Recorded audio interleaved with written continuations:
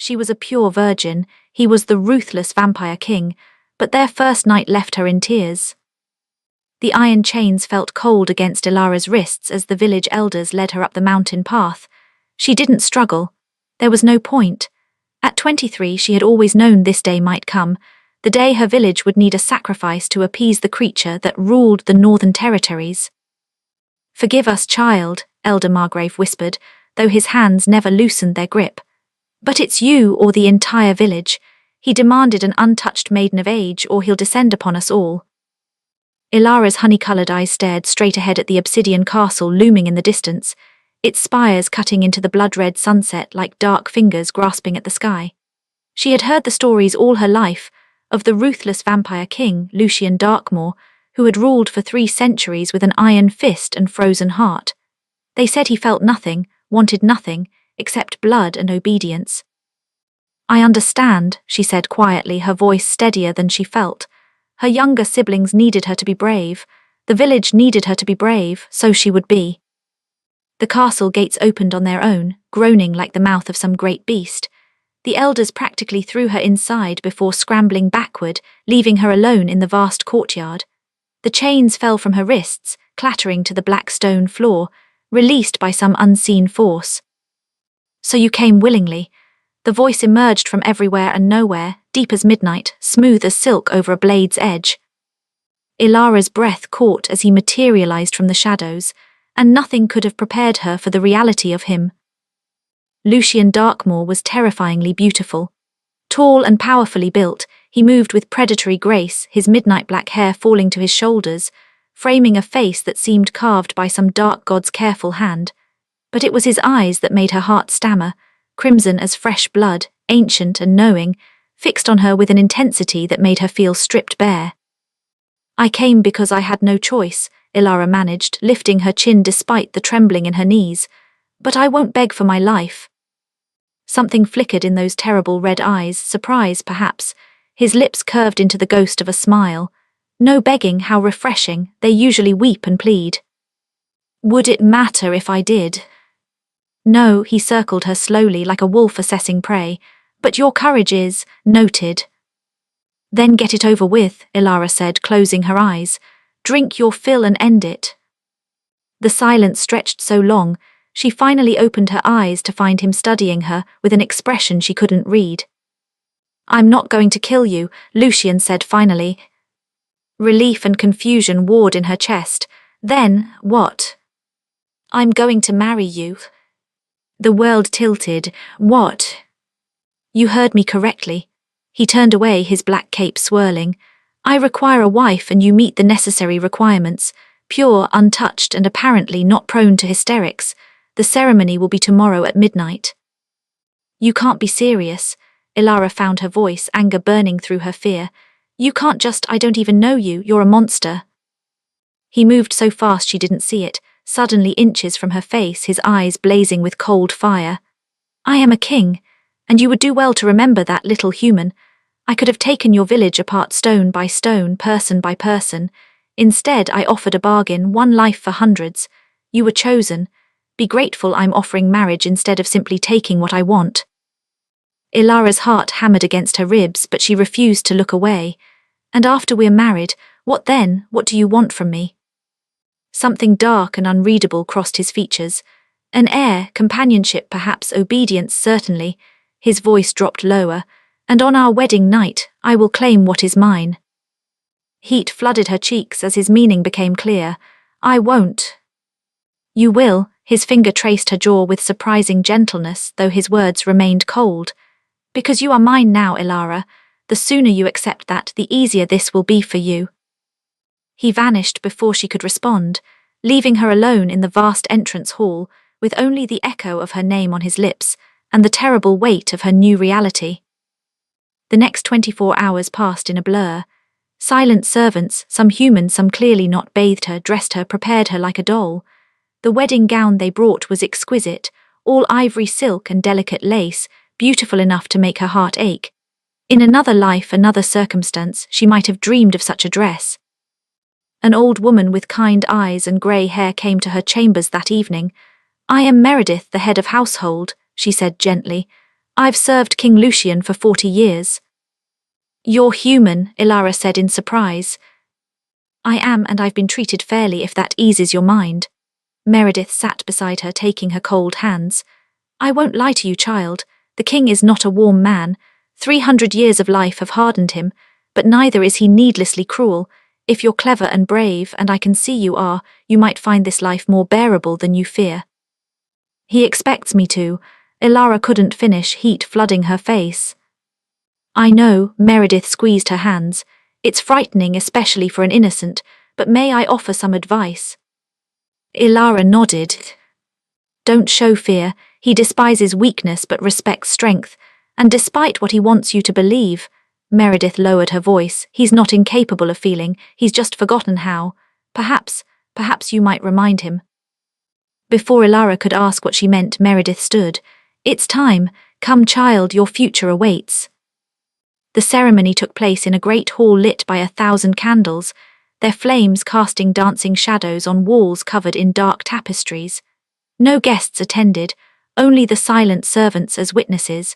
A robed figure performed the rites in an ancient language Ilara didn't understand. Lucian stood beside her in black and crimson, his expression carved from ice. When the time came to exchange vows, his voice was firm and emotionless. Ilara's trembled but held. You may kiss your bride, the officiant intoned. Lucian turned to her, and for just a moment something flickered in those blood-red eyes, something almost like regret. Then his cool lips touched hers, gentle as a whisper, and Ilara felt electricity race down her spine. The kiss lasted only seconds, but when he pulled away, her heart was racing. And now, wife, Lucian murmured, his breath cool against her ear, we retire to the bedchamber. Terror seized her throat. This was it, the moment she'd been dreading. He led her through torchlit corridors to a massive chamber dominated by an enormous four-poster bed draped in deep burgundy silk. A fire crackled in the hearth, casting golden light across the room. Under other circumstances, it might have been romantic. Lucian closed the door with a soft click that sounded like a cell locking.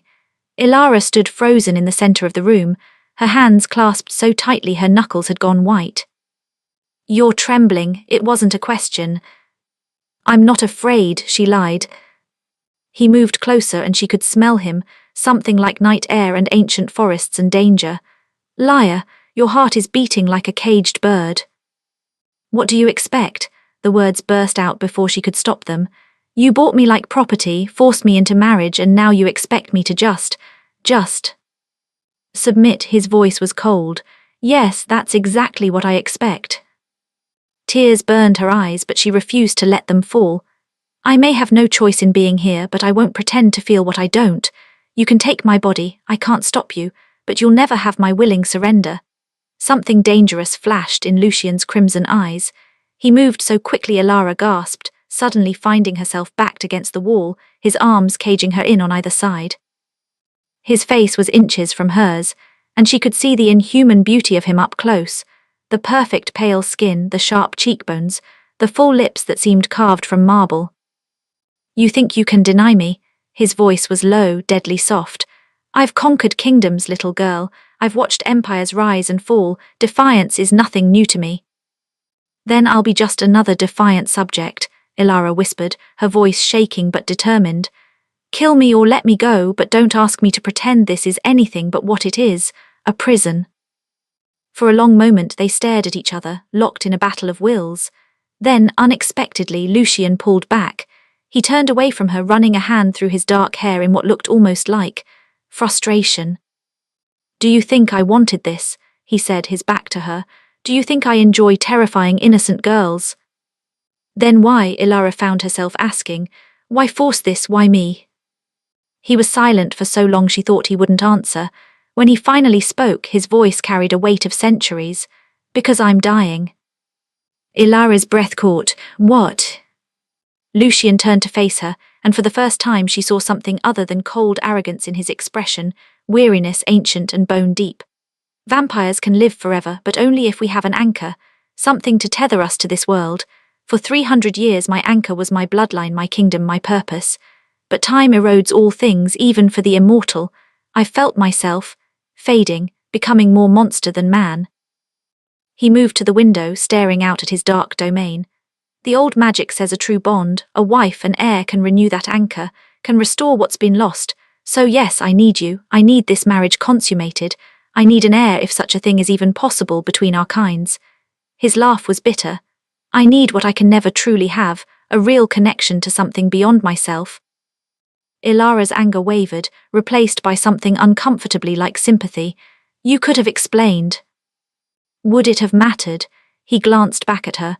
Would you have come willing if I'd sent a polite letter explaining my existential crisis? Despite everything, a startled laugh escaped her. Probably not. The corner of his mouth twitched, the closest thing to a real smile she'd seen from him. Then it faded. But it doesn't change what must happen tonight. I don't have the luxury of time for courtship or gentle wooing. I need— He stopped, his jaw tightening. What? Ilara asked quietly. I need you to be my wife in truth, tonight. The vulnerability vanished, replaced by that cold mask again. And I will have that, Ilara, one way or another. He approached her again, each step deliberate, predatory. Ilara's heart thundered as he reached out, his cool fingers finding the laces of her gown. She closed her eyes, tears finally spilling over. Look at me, Lucian commanded softly. She forced her eyes open, meeting his crimson gaze through her tears. Something in his expression cracked. His hand, still at her laces, trembled just slightly, but she saw it. Why are you crying? Because I'm scared, she whispered. Because you're a stranger. Because this isn't how I imagined my first time would be. Because even though I understand your reasons, I still feel like a thing being used, not a person being chosen. Lucian's hand fell away from her gown. He stepped back, turning away from her again. The silence stretched, broken only by the crackling fire. What would you have imagined? He asked finally, his voice strange. For your first time. Ilara blinked, surprised by the question. I don't know, someone who loved me, I suppose. Someone who cared whether I was happy or frightened. Someone who would be gentle and patient and— She trailed off, feeling foolish. Someone human, Lucian finished. Someone warm. Someone kind, she corrected quietly. He made a sound that might have been a laugh or a sigh. I haven't been kind in 200 years. I'm not sure I remember how. Then perhaps you should learn, Ilara said, sudden boldness filling her. Because taking me by force or coercion won't give you what you truly need, will it? You said you need a real bond, real connection. You can't force that into existence. Lucian spun to face her and the look in his eyes was almost lost. Then what would you have me do? I don't have time for a lengthy courtship. Every day I feel myself slipping further from humanity. Soon there will be nothing left but the monster. Ilara's mind raced. An idea formed, risky, possibly foolish, but it was all she had. Then give me 1 week. What? 1 week, she repeated, stepping closer to him. 7 days where you try to treat me as a wife, not a possession. Let me get to know you. Let me see if there's still a man beneath the monster. And if at the end of that week I choose to give myself to you willingly. She took a shaky breath. Then you'll have your true bond, your real connection, not something taken but something freely given. And if you don't choose that, his voice was dangerous again. Then you'll be no worse off than you are now, Ilara said. 1 week won't make that much difference to your condition, will it? But it could make all the difference to whether this marriage is a prison or a partnership. Lucian stared at her, and she could see the war playing out behind his eyes. Desperation versus pride, need versus control. You're either remarkably brave or remarkably foolish, he said finally. Perhaps both. Another twitch of his lips. 7 days. But at the end of that week, Ilara, if you refuse me, I will take what I need regardless. Do you understand? I'm giving you a chance at choice, but ultimately this must happen. It wasn't ideal, but it was better than tonight, than now, than this cold transaction. I understand. Then we have an agreement. He moved to a cabinet and pulled out a velvet robe, tossing it to her. Change into something comfortable. Despite what you may think, I'm not so far gone that I'll force myself on a weeping virgin tonight. Ilara caught the robe, relief flooding through her. Where will you sleep? There's an adjoining chamber, I'll be there. He paused at the door. And Ilara, don't mistake mercy for weakness. I meant what I said, 7 days, use them wisely. Then he was gone, the door closing softly behind him. Ilara sank onto the edge of the enormous bed, her legs finally giving out. She'd bought herself time, but at what cost? In 7 days she would have to make an impossible choice, give herself to a monster or be taken by force. Unless, a small voice whispered in her mind, she could find the man Meredith claimed still existed beneath the monster's mask. It seemed an impossible task, but as Ilara changed into the robe and climbed into the vast, empty bed, she made herself a promise. She would spend the next 7 days searching for Lucian Darkmoor's lost humanity. And perhaps in the process, find a way to survive this nightmare with her soul intact. The next morning, Ilara woke to find a breakfast tray beside the bed and a note in elegant script. Join me in the library at noon, where something practical. L. She found the library with Meredith's help, a vast room lined floor to ceiling with ancient books. Lucian stood by a window, dressed more casually than she'd seen him, in dark trousers and a simple shirt. He looked almost normal, almost human. You came, he said, turning to her. You commanded it. I invited it, he corrected. There's a difference, one you should learn to recognize this week. Ilara moved closer, eyeing the books. Why the library? You said I should let you know me, he gestured to the shelves. 300 years of life leaves many stories.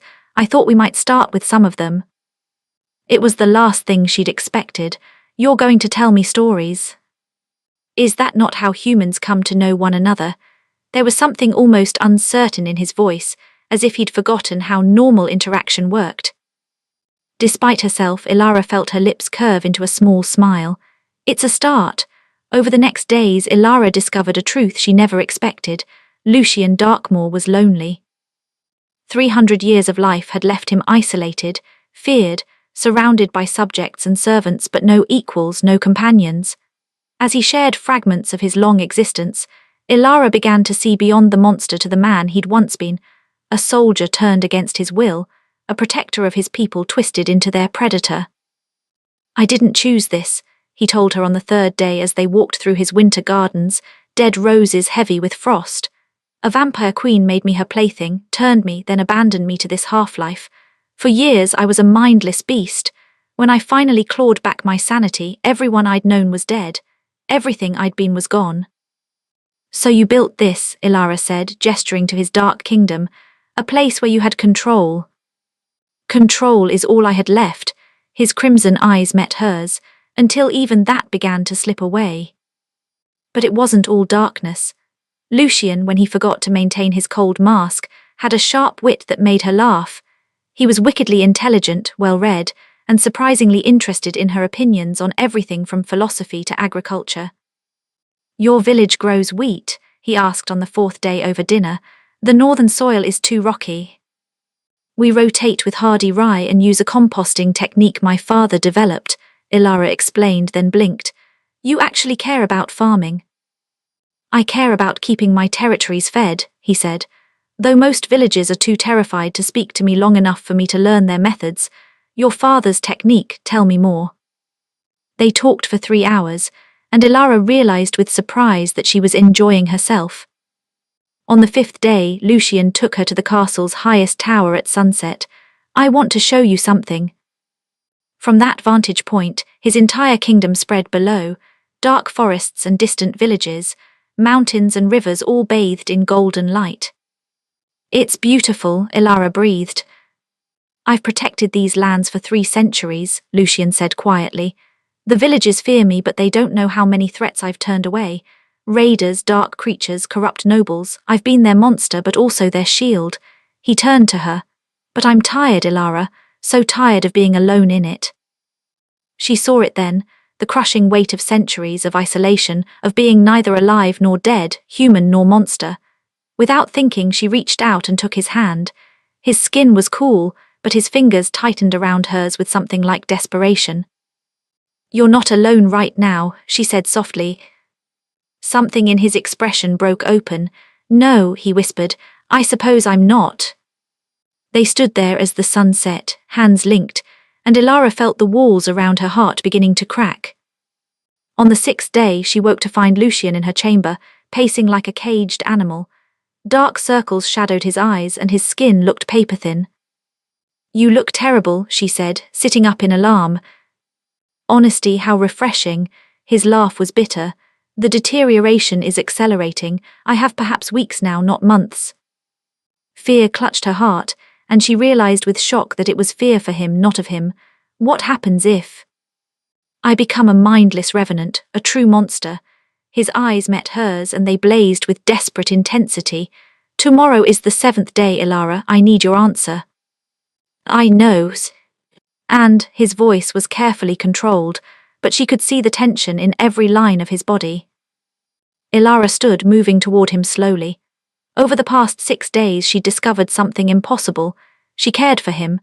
This dark, damaged, lonely creature had somehow slipped past her defenses. She'd seen his intelligence, his dry humor, his hidden kindness, the man buried beneath centuries of ice. But giving herself to him still terrified her. "I need to know something first," she said. "If I agree, will you be gentle with me?" Lucian's expression softened in a way she'd never seen. He crossed to her, cupping her face in his cool hands with infinite tenderness.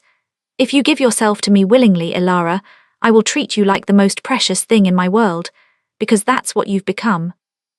Her breath caught. "Lucian." "I'm falling in love with you," he said, the words raw and honest. "I didn't think I still could. I thought that part of me was dead, but these 6 days, you've awakened something I thought lost forever. Hope, connection, the desire to be better than what I've become." His thumb brushed her cheek. "But I won't lie to you, I still need this, I still need you. And tomorrow I will have to insist one way or another, but if you could find it in yourself to choose this, choose me." His voice cracked. "It would mean everything." Ilara's heart pounded. She could see the truth in his eyes, the love, the need, the desperation, and yes, still the danger. He was giving her honesty, perhaps the greatest gift he could offer. "I'm still frightened," she whispered. "I know," he pressed his forehead to hers. "I would be gentle, patient. I would make it as easy for you as I can." "And after, what would our life be?" "Whatever we make it," Lucian said. "I can't promise you sunshine and warmth, I'm a creature of darkness, but I can promise you respect, partnership, protection. I can promise to spend every day trying to be worthy of the gift you'd be giving me, and I can promise—" He pulled back to look at her. "I can promise to love you truly and completely for however many years I have left." Tears spilled down Ilara's cheeks. "You're not going to have just a few years left, we're going to save you." "Is that a yes?" She took a shaky breath, terror and hope warring in her chest. "Ask me tomorrow, on the 7th day as we agreed, and I'll give you my answer." He nodded, pressing a soft kiss to her forehead. "Tomorrow, then." The 7th day dawned cold and clear. Ilara spent the morning in an agony of indecision, pacing her chambers while Meredith watched sympathetically. "What does your heart tell you, child?" the old woman asked.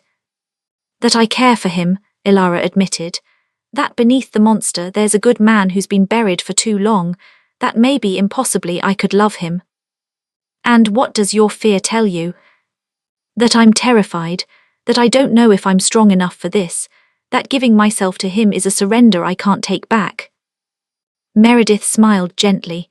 "Marriage always is, dear, whether to a vampire or a farmer. The question is whether the man is worth the risk." Was he? Ilara thought of Lucian's rare smiles, his sharp wit, the vulnerability he'd shown her, the way he'd respected her request for time when he could have simply taken what he wanted. The way he'd held her hand during the sunset, like she was an anchor keeping him tethered to his humanity. She thought of his words, "I'm falling in love with you," and realized with stunning clarity that she was falling too. At sunset, she went to his chambers. Lucian stood by the window, tension radiating from every line of his body. He turned when she entered, his crimson eyes searching her face. "Ilara, I have my answer," she said quietly. He went very still, and she crossed to him slowly, her heart hammering but her steps sure. When she stood before him, she reached up and took his face in her hands, his skin cool beneath her palms, his eyes wide with something like wonder. "I choose you," she whispered. "I choose this, not because I have to, but because I want to, Because I see you, Lucian, all of you, monster and man, and I choose to trust that together we can find something beautiful in this darkness." For a moment he simply stared at her, as if he couldn't quite believe what he'd heard. Then he swept her into his arms, holding her so tightly she could barely breathe. "Ilara," he breathed against her hair. "My Ilara, you won't regret this, I swear to you." "Shh," she pulled back to look at him. "No more words, just be gentle with me." "Always," he promised and kissed her. This kiss was nothing like the cold, brief touch at their wedding. This was heat and hunger tempered with tenderness, passion restrained by care. His cool lips moved over hers gently, coaxing rather than demanding, and Ilara felt warmth bloom in her chest. He lifted her in his arms, she gasped at the casual display of strength, and carried her to the bed. As he laid her down on the burgundy silk, his eyes never left hers. "We'll go slowly," he murmured, settling beside her. "Tell me if you're frightened, tell me if you want to stop." "I won't want to stop," Ilara said, surprised by her own certainty. "I trust you." Something blazed in his eyes, gratitude, love, desire all mixed together. "Then let me show you how it can be between us." He undressed her slowly, reverently, pressing kisses to each inch of revealed skin. His cool touch should have been uncomfortable, but instead it was soothing against her heated flesh. When she was bare before him, he paused, his gaze traveling over her with such open adoration that she felt beautiful rather than exposed. "Perfect," he whispered. "You're perfect." Then it was his turn, and Ilara's breath caught at the sight of him, pale, powerful, beautiful in an otherworldly way.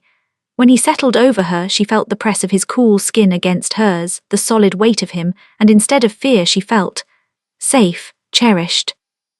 "I love you," he said as he joined their bodies, moving with aching slowness, giving her time to adjust. "I love you, Ilara." There was pain, she'd expected that, but it was brief, overwhelmed by the sensation of closeness, of connection, of two broken pieces finding a way to fit together. His hands were gentle, his kisses soft, his murmured words a constant stream of reassurance and devotion. And when the pain faded, replaced by something warmer, something that built like a rising tide, Ilara clung to him and let herself fall into the sensation, into him, into the impossible bond forming between them. When it was over, Lucian held her close, stroking her hair as she caught her breath. "Are you all right?" he asked softly. "Did I hurt you?" "A little," she admitted, "but it was beautiful too." He pressed a kiss to her temple. "It will be better next time, I'll make sure of it." "Next time," she looked up at him in surprise. His smile was tender and just slightly wicked. "My dear wife, did you think once would be enough? I plan to spend the rest of the night showing you exactly how much I adore you." Heat flooded her cheeks, but she found herself smiling. "The rest of the night."